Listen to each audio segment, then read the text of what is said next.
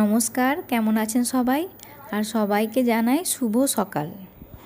আজকে বুধবার আর এখন বাজছে সকাল 9টা, আর আমি রেডি হচ্ছি স্কুলে যাওয়ার জন্য।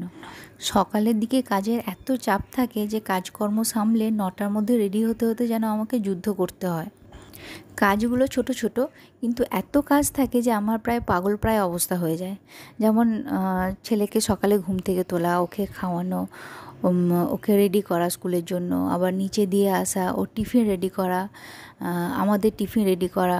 তারপরে তো বাচ্চাদের তো এটা সেটা বায়না লেগেই থাকে, তো সেই সমস্ত ম্যানেজ করে 9টার মধ্যে রেডি হওয়া না আমার কাছে কি বলবো মানে খুব বিরক্তিকর অবস্থা হয়ে যায়। তারপরে বাড়ির পরিষ্কার পরিচ্ছন্ন আছে, টুকটাক নিজেদের খাওয়া দাওয়া আছে, তারপরে স্নান করে ঠাকুরের পুজো করা, এই সমস্ত করতে করতে মানে 9টার মধ্যে আমার পুরো হাঁপিয়ে যাই আমি। এখন অবশ্য চাপটা একটু কম আছে, কারণ ছেলেটার স্কুল নেই, ওই জন্য ওকে স্কুলের টাইমে দিয়ে আসার তাড়াটা নেই।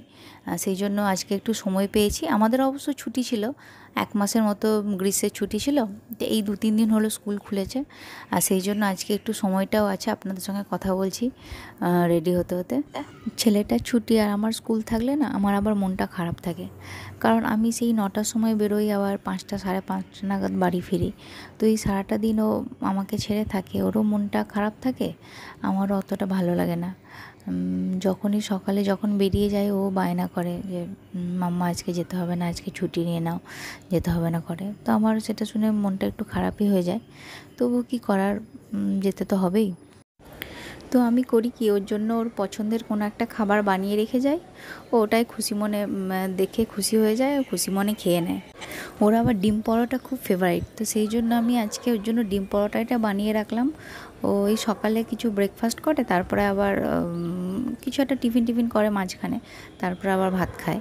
তো এই মাঝখানে টিফিনটার জন্য আমি আজকে ডিম পরোটা বানিয়ে রাখলাম, ও ডিম পরোটা দেখলে ভীষণ খুশি হয়ে যায়। তো চলো আজকের মতো এতটাই, আমিও রেডি হয়ে গেছি, আজকে স্কুল যাই। তারপরে আপনাদের সঙ্গে আবার পরে কথা হবে। সবাই ততক্ষণ ভালো থাকবেন।